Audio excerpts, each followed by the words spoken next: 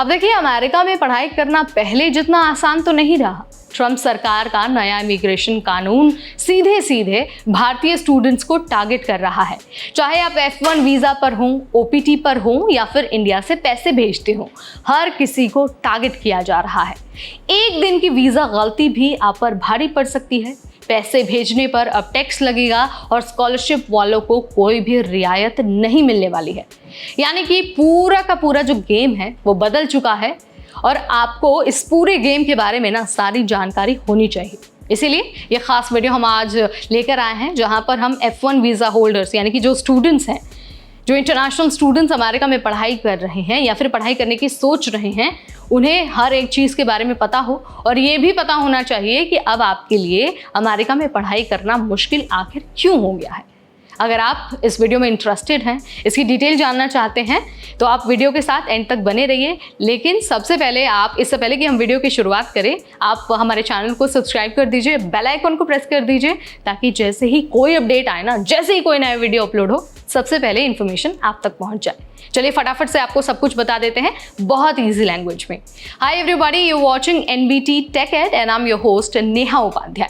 तो देखिए, शुरुआत करेंगे इस पूरे मसले की सबसे पहले ट्रम्प के बिल से। अब देखिए, ट्रम्प का ये जो नया बिल है, जिसे कहा जा रहा है वन बिग ब्यूटीफुल बिल, वो एक इमिग्रेशन और खर्चों से जुड़ा हुआ मेगा कानून है। लगभग $170 बिलियन का फंड आइस यानी कि जो इमिग्रेशन एंड कस्टम्स इन्फोर्समेंट है उसको दिया गया है। इसका मतलब है कि आइस को अब पावर मिलेगी कि वो ज़्यादा रेड्स कर पाए, ज़्यादा डिटेंशन होगा और ज़्यादा डिपोर्टेशन होगा। साथ ही एक नया 1% का रेमिटेंस टैक्स भी लागू किया गया है उन लोगों पर जो अमेरिका से पैसे अपने देश भेजते हैं, जिसमें स्टूडेंट्स भी शामिल हैं। यानी कि अगर आप वर्किंग प्रोफेशनल हैं और पैसे भेज रहे हैं, तो आपको ये नहीं सोचना है कि स्टूडेंट्स तो बच जाएंगे। भारतीय छात्र भी अगर अमेरिका से पैसा भेजते हैं भारत अपने माता पिता के पास, अपने रिश्तेदारों के पास, तो उन्हें टैक्स देना ही पड़ेगा। अब बात करते हैं सबसे बड़े असर की, यानी कि भारतीय स्टूडेंट्स पर इसका क्या असर होने वाला है। तो देखिए, अगर आप F1 वीज़ा पर हैं या फिर OPT कर रहे हैं, तो अब आपको ना बेहद सावधान रहना होगा। अगर एक भी दिन का वीज़ा ओवरस्टे या फिर OPT में थोड़ी सी भी अगर बेरोजगारी होती है ना, तो सीधा इमिग्रेशन एक्शन ट्रिगर कर सकता है। आइस अब ज़्यादा एक्टिव है और ट्रम्प एडमिनिस्ट्रेशन इसे अग्रेसिवली लागू करवा रहा है। सोशल मीडिया पर भी निगरानी बढ़ा दी गई है, यानी कि आपकी जो ऑनलाइन एक्टिविटी है उसे भी अब ट्रैक किया जा रहा है। अब गलती की कोई भी गुंजाइश नहीं बची है। रूल अगर आप तोड़ते हैं तो सीधा सीधा आपको अमेरिका से डिपोर्ट कर दिया जाएगा। अब आते हैं एक और बड़े बदलाव पर, यानी कि रेमिटेंस टैक्स पर। अब देखिए, अगर आप अमेरिका से इंडिया पैसे भेजते हैं, चाहे आप अपने घर पर पैसे भेज रहे हैं, एजुकेशन लोन चुका रहे हैं या फिर सपोर्ट के लिए अगर पैसा भेज रहे हैं, तब भी आपको 1% का टैक्स देना ही पड़ेगा।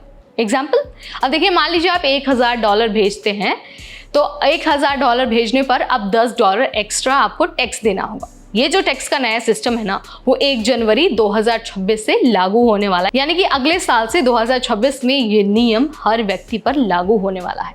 लेकिन यहाँ पर भी एक्सेप्शन है, कुछ लोग ऐसे हैं जिनको छूट भी मिलेगी। अब किनको छूट मिलेगी, एक बार उसके बारे में जान लेते हैं।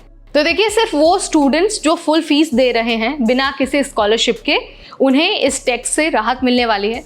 लेकिन हमें पता ही है कि भाई जो ज़्यादातर भारतीय स्टूडेंट्स हैं वो या तो स्कॉलरशिप पर पढ़ रहे हैं, TARA या फिर फाइनेंशियल हेल्प पर ही पढ़ते हैं।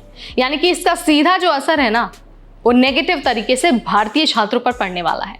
यानी लगभग सभी मिड टियर यूनिवर्सिटी वाले स्टूडेंट्स इस टैक्स से प्रभावित होने वाले हैं।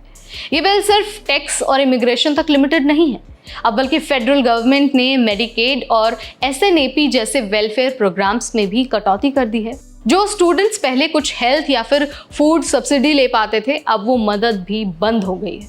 इससे क्या होता है, जो स्टेट कॉलेजेस है ना, उन पर असर पड़ा है और वो अब ज़्यादा फुल फीस देने वाले इंटरनेशनल स्टूडेंट्स को टारगेट कर रहे हैं।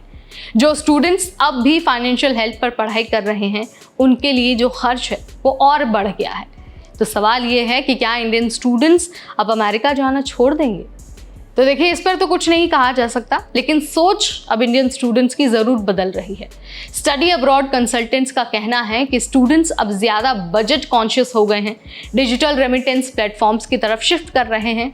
कुछ लोग अब कम बार पैसे भेजते हैं ताकि जो टैक्स है उससे बचा जा सके। अब बहुत सारे स्टूडेंट्स अमेरिका के बजाय कनाडा, यूके या फिर यूरोप की तरफ मूव कर रहे हैं, जहां पर प्रोसेस थोड़ा सा आसान है और थोड़ा सा सपोर्टिव है।